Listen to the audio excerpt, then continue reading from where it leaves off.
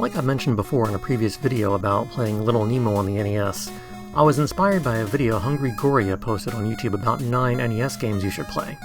I've made my way through the second of the 7 I plan to tackle, as 2 of them I've already played through. This time I tried out the Guardian Legend, and boy was I in for a surprise. When it came to Little Nemo, I had played that through rentals a few times as a kid, and had tried it again a few times through emulation as an adult. This one though, I was playing for the first time ever, and I've got to admit I was blown away. The game is a mixture of 2 gameplay styles that I hadn't seen blended together before in an NES game of this era. It's part top-down exploration and part vertical scrolling shooter. The top-down portions feel a bit like The Legend of Zelda, or maybe more appropriately, Blaster Master. You'll start off in a large hub zone called Area 0, gradually exploring and collecting keys that will open doors to the other 10 areas. The screen scrolls in a single-screen style similar to the first Legend of Zelda game. You start off with just your main gun, but you'll earn several secondary weapons throughout your journey. In each area you open up, you typically will come across 2 mini-bosses as you explore, as well as find entrances to 2 corridors. These corridors take you to the other half of the game, the vertical shooter playstyle, as our heroine suddenly transforms into a jet and takes off. The vertical shooter segments are pretty typical of the genre. You automatically fly forward and can move up, down, left, and right while always facing the top of the screen. You'll fly over various vistas that change from stage to stage, either green plains, deserts, mechanical, or even some kind of biological-style backdrop. I haven't played that many vertical shooters in general, so I don't have too much to compare this part of the game to. I will say that there are a wide variety of enemies, each with different attack patterns and hit points, so it never feels like it's getting stale. The levels are also pretty short, with a large boss at the end of them. The main draw in these vertical shooting stages, I think, is that any weapons or upgrades you have in the other top-down mode will transfer over here. Upgraded your gun to shoot 3 bullets in a wide row, you'll have that extra cover now when you enter here. Same goes for your secondary weapons, they all work while you're in your jet form, which means you'll eventually have a lot of different options on how you'd like to fight, as there are quite a few secondary weapons you'll find as you make your way through the game. Everything from grenades to lasers to homing attacks to satellite protectors that circle around you, you'll have lots of options for tackling the levels and bosses.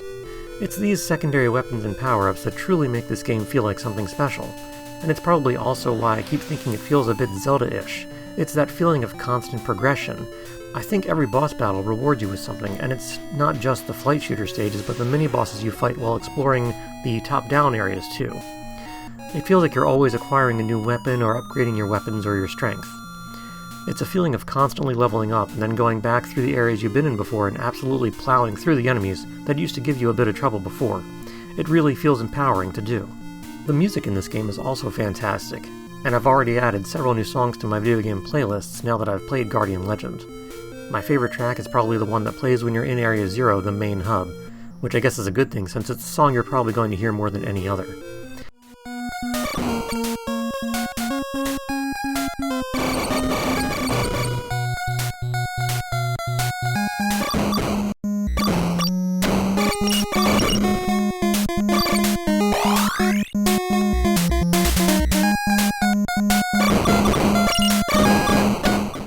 A lot of the areas have their own music, and the flying levels have unique songs for different themed areas.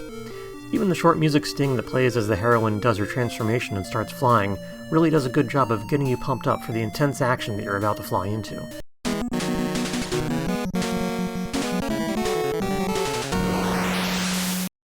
As I started playing this game, I was wondering how I had never heard of this game before. Or to be clear, I'd heard of it before, and I'd seen the box art at rental stores, but knew nothing of the gameplay itself. My first thought was that it must not have been featured in a Nintendo Power magazine, which back in the day was my primary source of gaming news and info. But no, as it turns out, in the November 1989 issue, the game has a multi-page feature complete with maps of the first 4 areas. I have no recollection of these pages, and I know I had this issue. No, I can only assume the main reason I didn't pay attention to this game back then was staring me right in the face, with its large, red eyes. I totally blame this box art. Even today, as a fan of the game, I look at that box art and find myself so disinterested in it. I guess it's supposed to be one of the bosses? It's so vague, it doesn't really tell you anything about it. I decided to see what the box art looked like in Japan. Unsurprisingly, the main heroine is the main focus of the box. That explains a lot, actually, as game companies in the 80s and 90s were primarily focused on the young boy market, and were probably convinced no boy would play a game with a girl in the box.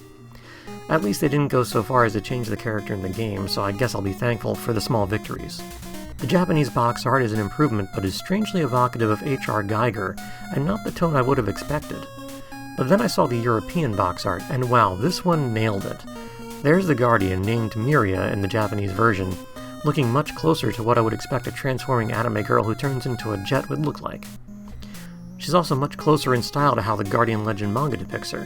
Playing retro NES games like the Guardian Legend get me really excited about what else I might find out there. I know there's probably tons and tons of retro games out there that are super good and just slip by me without me ever realizing it. I look forward to the next hidden gem I find and hope it's as good as this one. In the meantime, I highly recommend giving this title a try if you haven't before. Don't let this one go unplayed any longer. Happy gaming, and may your quest for retro treasures be as rewarding as mine.